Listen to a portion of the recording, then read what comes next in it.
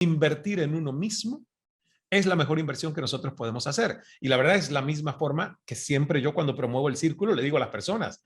Yo hasta hoy veo que el éxito que he tenido en la vida o la magia que veo que se manifiesta no ha llegado gratuitamente, ha llegado por inversión de tiempo, de espacio. ¿Qué cualidad en esos líderes admiras? Porque las personas queremos seguir a quienes nos inspiren confianza, aquellos que se muestran competentes, que se muestran cuidadosos, que se muestran seguros y congruentes en lo que dicen y lo que hacen, ¿verdad? Porque se convierten ineludiblemente en un ejemplo de modelación para nosotros, si los escogemos como mentores y como líderes. Entonces, ¿por qué es importante esto? Porque hay mucha gente que te está observando a ti. Hay mucha gente que te está viendo y no solo está siguiendo tu palabra y tu discurso, trabaja tus comportamientos, conductas, tus hábitos. ¿Por qué? Porque los hábitos se traducen en resultados y nosotros realmente nos reducimos a los hábitos que hacemos. Si tenemos un cuerpo, ese cuerpo refleja los hábitos que yo tengo sobre ese cuerpo. Cuando yo me miro al espejo, yo sé por qué mi cuerpo luce de una u otra manera. Este mundo post-pandémico nos está invitando a revisar cuáles son las competencias y las capacidades que nosotros como líderes necesitamos, no ni siquiera para sobrevivir, que es una palabra que a mí la verdad no me gusta, sino para con excelencia tener éxito en tiempos de alta incertidumbre y alta volatilidad. Y yo quiero comenzar con una historia. Digamos que esta historia le vamos a llamar El ermitaño y el buscador. Y se dice que una vez, hace muchísimos siglos atrás, existió un hombre que vivió buena parte de su vida rastreando la verdad. Era como, la verdad que un genuino buscador extranjero. Había leído las escrituras de todas las religiones, había seguido numerosas vías místicas, había puesto en práctica no pocas técnicas de autodesarrollo y había escuchado a un buen número de maestros, pero seguía buscando. Dejó su país, se fue a India, viajó sin descanso, había ido de un estado a otro, de una ciudad en otra, indagando, buscando, anhelando encontrar.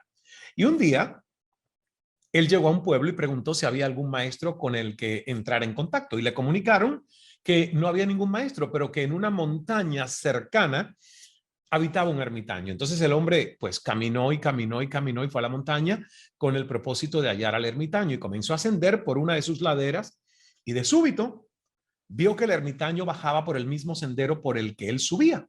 Entonces cuando estaban a punto de cruzarse y le iba a preguntar del mejor modo para acceder al proceso hacia la liberación, el ermitaño dejó caer en el suelo un saco que llevaba a sus espaldas. Y se hizo un silencio profundo, estremecedor, total, perfecto. El ermitaño clavó sus ojos sutiles, pero muy elocuentes, en los del buscador. ¿Qué mirada aquella? Y luego el ermitaño cogió de nuevo el saco, lo cargó a su espalda y prosiguió la marcha. Ni una palabra, ni un gesto, pero qué mirada aquella. El buscador de repente comprendió en lo más profundo de sí mismo. No se trataba de una comprensión intelectual, sino inmensa, visceral, profunda, ¿verdad? Y eso es lo que a nosotros nos invita esta historia a repasar. Dejar el mundo de nuestros propios conceptos y creencias maestras, conceptos y actitudes que muchas veces son basadas en nuestro ego, por lo tanto son egocéntricas. No es ni mal ni bueno, es simplemente que el ego es el dictador de nuestra mente y es quien muchas veces está tomando las decisiones de nuestras vidas supuestamente en el mejor de nuestros intereses. Pero si nosotros queremos evolucionar, tal cual acabamos de ver en Conciencia Divina, el ego tiene que ser un ego entrenado desde el alma, desde la conciencia, un poco más silente, un poco más amable y no tan altanero, petulante y ruidoso, porque eso es lo que nos permite a nosotros como líderes evolucionar. Y yo sé que como ese buscador, que además me encanta la foto que hemos encontrado acá y puesto, muchos de los que estamos en este momento conectados en esta sala, nos encontramos tras alguna búsqueda. Pero hay que recordarse algo, lo que buscamos no está afuera, lo que buscamos está dentro de cada uno de nosotros y lo compruebo todos los días de mi vida, porque a veces digo, ok, ¿por qué siento esto? ¿Qué me falta para no sentir esto? Y en cuanto pienso qué me falta, me doy cuenta que estoy buscando una excusa para no ir adentro y hacer el trabajo interior. Para dar con ese tesoro dentro de nosotros, hay que buscar adentro, pero hay que también deshojar la cebollita de creencias, autojuicios y apostar por un crecimiento verdaderamente holístico, esencial. Entonces, por eso es que me encanta comenzar febrero, más bien ya estamos a la mitad, empezar este mes de febrero, lo que es académico para nosotros, con este viaje, un viaje que nunca termina, un viaje que es el autocrecimiento. Y que si nosotros no estamos dispuestos a emprender para volver y volver y volver, nos vamos a convertir en analfabetos. Porque los analfabetos de este siglo no son las personas que no saben escribir o leer. Los analfabetos de este siglo son las personas que no aprenden o se niegan a desaprender y reaprender. Lo principal es lo que nosotros estamos haciendo.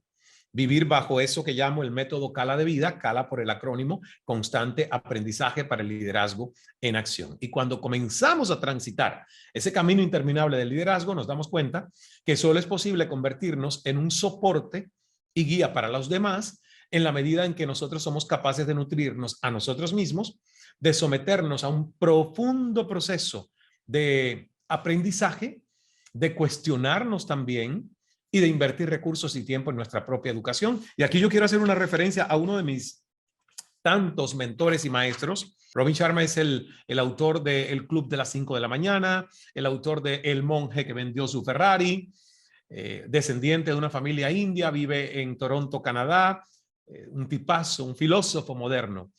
Y la verdad que él forma parte de esa camada de líderes a quienes yo considero mis mentores. Lo pude conocer. Personalmente he estado 2 veces con él, además de la entrevista para El Círculo, y es alguien muy coherente, muy congruente, ¿verdad? Y fíjense que para él invertir en uno mismo es la mejor inversión que nosotros podemos hacer. Y la verdad es la misma forma que siempre yo cuando promuevo El Círculo le digo a las personas, yo hasta hoy veo que el éxito que he tenido en la vida o la magia que veo que se manifiesta no ha llegado gratuitamente, ha llegado por inversión de tiempo, de espacio. Entonces, cada vez que nosotros nos preocupamos por formarnos, no solo estamos mejorando lo que somos nosotros mismos, sino que esa formación tiene un poder exponencial de tocar la vida de todas las personas con las que nosotros entramos en contacto. Como decía Gandhi, sé tú el cambio que quieres ver en el mundo. Entonces, ahí es donde nosotros estamos ahora haciendo el trabajo y por eso el tema del liderazgo es tan importante. Porque muchas veces nosotros tomamos tiempo para cosas de corta duración y sobre todo porque nos preocupa nuestra seguridad financiera y estamos atados a esa necesidad de seguridad financiera. Cuando en realidad la verdadera abundancia y certeza de que nos irá siempre bien en la vida es sabernos abundantes en nuestros recursos, en nuestras habilidades, porque esa no nos la puede quitar nadie, ¿verdad? Nosotros nos construimos desde el momento en el que nacemos por el reflejo del otro y siempre nos vamos a nutrir de ello, para lo bueno y para lo malo. Entonces, las relaciones interpersonales son vitales para nuestra existencia como especie. Y por otro lado, también dedicamos tiempo a actividades que realmente son solo mero ocio, como redes sociales, Netflix y todas las plataformas que hoy nos tienen, pero un menú insaciable para todos los gustos de entretenimiento. Yo a veces quisiera tener mucho más tiempo. De hecho, por unos meses decidí no ver series porque me creaba angustia y ansiedad saber que no tengo tanto tiempo para poder ver los capítulos y uno se engancha. Y ahora estoy viendo una, pero no avanzo mucho, la verdad, porque tengo muchas otras cosas que leer. Entonces, vamos a ver ahí lo que está en la pantalla, porque nosotros estamos comenzando esta masterclass hablando de competencias, competencias. Y justamente lo que un líder necesita es afianzar valores bien definidos, creencias maestras prósperas y habilidades y competencias para triunfar en las áreas de la vida que nos proponemos y sobre todo para crear modelos positivos ante nuestros equipos de trabajo o círculos de influencia. Y esta es una responsabilidad que no se toma a la ligera, porque no hay opción, no hay opción. O eres líder que asumes el liderazgo a un nivel positivo, o eres un líder que erráticamente va a ir perdiendo confianza y credibilidad ante otros. Entonces, ¿piensas en algún líder que te inspira confianza? ¿Tienen ustedes? Me imagino que sí. Líderes, mentores, ¿verdad? Que le inspiran confianza. ¿Qué ven ustedes en esos líderes? ¿Qué cualidad? ¿Qué cualidad en esos líderes admiras?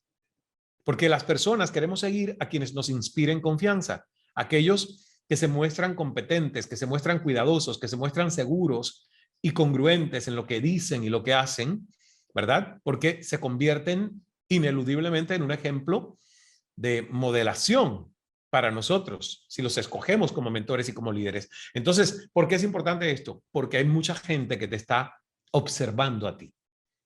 Hay mucha gente que te está viendo y no solo está siguiendo tu palabra y tu discurso, está doble chequeando tus acciones, porque ya nosotros sabemos que es fácil crear un discurso, es más complicado vivirlo.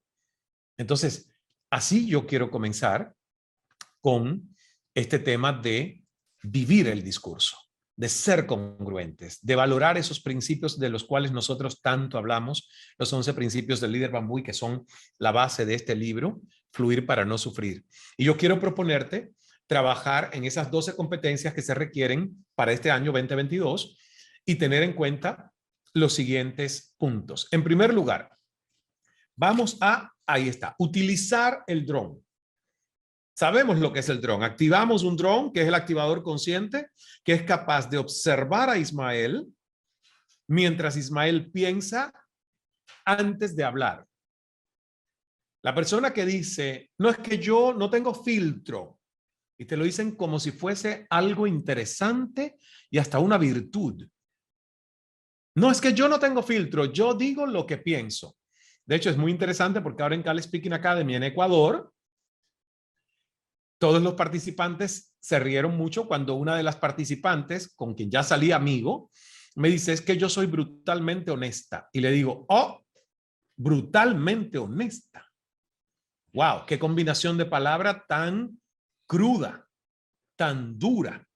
Porque uno puede ser amorosamente honesto, pero si tú dices, es que yo soy brutalmente honesto, honesta, hay algo ahí detrás donde necesitas defensa, protección, escudo. Y efectivamente, en esos 4 días salió por qué esta persona amorosa, gran ser humano, entendió por qué venía su necesidad de protegerse con esa brutalidad al ser honesta.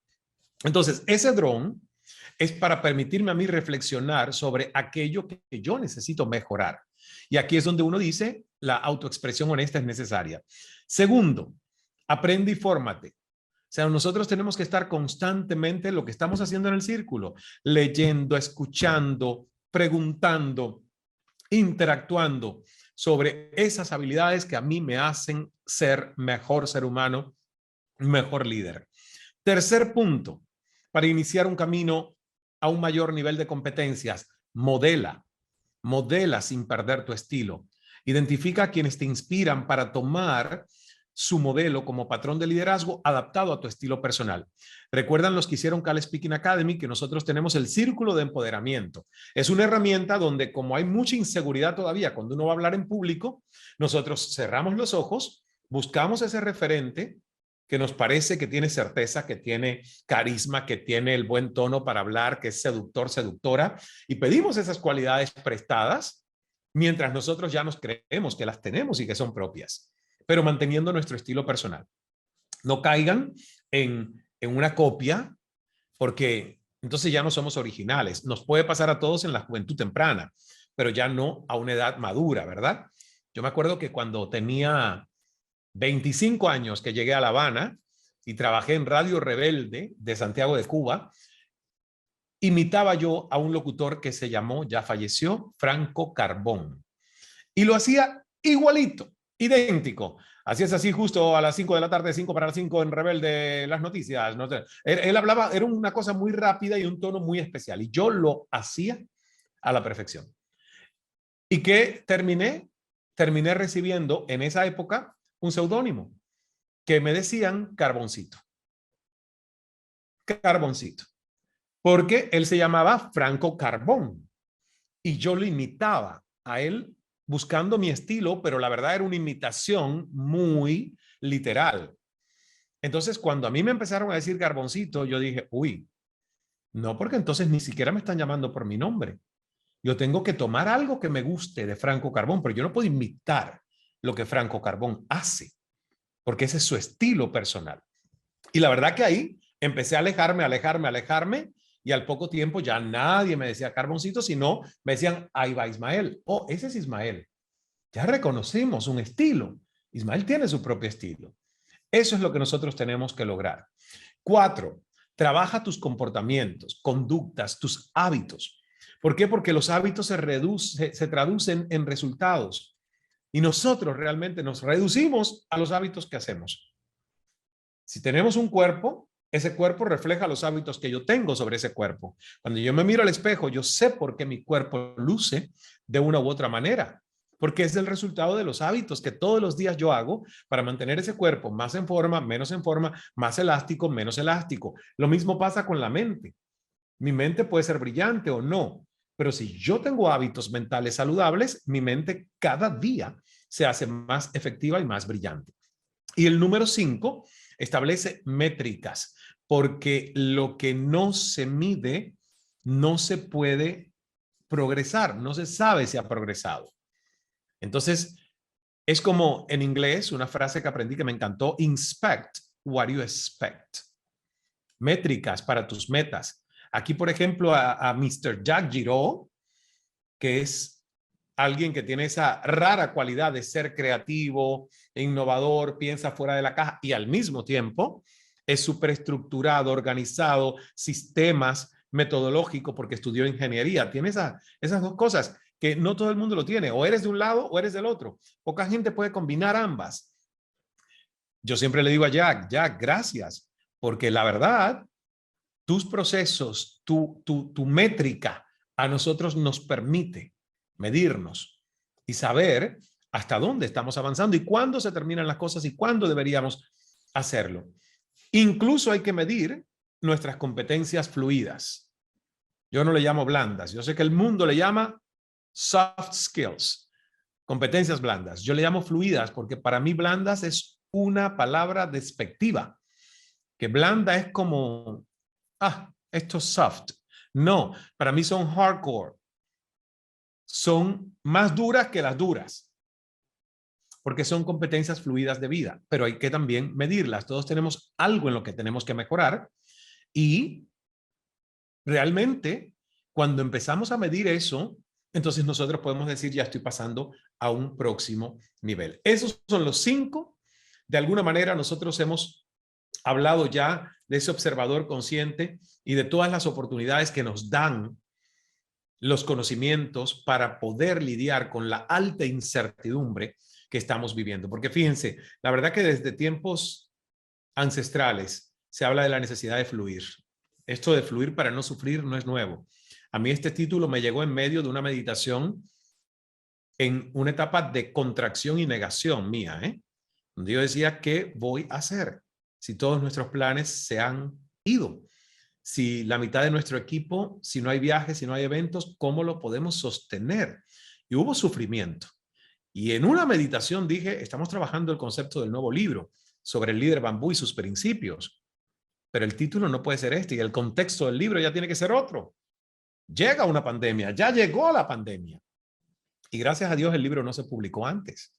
Todo tiene una razón de ser, porque me tuve que tomar mi propia medicina en el 2020 y 2021 y poner en práctica todo lo que aquí está recontextualizado en esos 11 principios. La verdad que estoy muy orgulloso del trabajo que hemos hecho, porque aquí el equipo de investigación de Cal Enterprises lleva más de 5 años investigando para poder hacer nuestro propio sistema de 11 principios de liderazgo con bioempatía, biomímesis, que es tomar esas cualidades del bambú y llevarlas a lo que el ser humano puede hacerlo. Y el conocimiento no es un bloque duro, al contrario, es un océano que no tiene fin. Nuestro reto está en no dar por sentado lo que hoy es válido y de pensar que lo que hoy es válido lo va a seguir siendo mañana. Hay una pregunta que siempre me hago, ¿el negocio donde estoy hoy será el mismo en el que estoy mañana? Porque todo cambia, todas las industrias cambian. La televisión se ha transformado, sigue, pero es distinta a la televisión donde yo empecé hace tantos años cuando tenía 15. Y todo cambia, todo tiene una nueva dinámica. Lo que se usa se fortalece, lo que no se atrofia o se desgasta. Entonces, por esta razón, nosotros deberíamos considerar estas próximas preguntas también, y con todos los recursos para tu autodesarrollo, te pregunto, ¿qué cambiarías de ti? ¿Verdad? ¿Qué cambiarías de ti? ¿Podrías suprimir la potencialidad de un mal comportamiento por estimular uno bueno? ¿Qué cambiarías de ti? Eso es lo interesante, porque yo creo que todos nosotros tenemos algo que con amor, no crueldad, con amor podríamos y queremos cambiar. Yo siempre digo que lucho con tener una mejor conciencia en cuanto a alimentación y actividad física, porque ambas combinadas son los hábitos que hacen el reflejo del cuerpo que yo quiero ver en el espejo y del cual me quiero sentir amorosamente complacido por el trabajo que he hecho. Entonces, si yo me pregunto, Ismael, con todos los recursos que tú tienes de autodesarrollo, ¿qué cambiarías de ti? Aún tienes que seguir trabajando más, Ismael, en ese equilibrio donde no es solo tu mente y tu espíritu por el que vives. Tu cuerpo necesita un poco más de atención porque tu cuerpo te quiere acompañar a muchos más años de vida. Y la verdad, con todo respeto, como yo le digo a las personas, Buda, el cuerpo de Buda no es un gran referente para la vida moderna de hoy, porque yo no quiero terminar con la panza de Buda, aunque tenga una sonrisa alegre. ¿No? El otro día yo decía, si miramos a Jesucristo, aún en la cruz, tú dices, wow, es un tipo atlético, hasta six-pack tiene. Entonces es un cuerpo que se mueve, ¿no? Y eso es lo que yo digo. Y yo estoy haciendo el análisis para mí porque quiero que ustedes vean con la franqueza que lo hago para mí, y con esa honestidad me gustaría que ustedes se los hicieran para ustedes. Porque yo entiendo y yo digo, sí, lo que pasa es que tú le das prioridad al espíritu, le das prioridad a la mente, le das prioridad al corazón, porque te sientas a meditar, caminas en la naturaleza. Gracias a Dios que camino en la naturaleza, eso es ejercicio. El caminar es un gran ejercicio. Pero sé que podría hacer más. Podría hacer más frecuencia de yoga, de pilates, de un poco de pesas para tonificar los músculos. Yo sé que es un área de oportunidad. Entonces, recuerden que vivir es un acto de malabarismo, que lo hemos dicho muchas veces. Donde yo llevo mi atención, hay algo crece, pero a lo que le quito mi atención, algo se debilita. Y el vivir es un acto de equilibrio, es muy complicado, es un acto de equilibrio. Si pongo mi atención en el cuerpo, pero se me olvida la mente, estoy fallando. Entonces es que todo tiene que tener una especie de tiempo y malabares para nosotros crear eso que es una vida en balance, en equilibrio. Decía Norman Mailer, fallecido escritor estadounidense, que en cada momento de la propia existencia uno crece hacia más o se retira hacia menos. Y esa es la pregunta que yo quiero hacerte ahora. En este momento de tu existencia, hoy, ¿sientes que estás creciendo hacia más o que te estás retirando hacia menos? ¿Verdad? La respuesta, ojalá sea, me faltan algunas cosas por hacer y por cambiar, pero aún así, la suma de todo lo que estoy haciendo me hace crecer hacia más.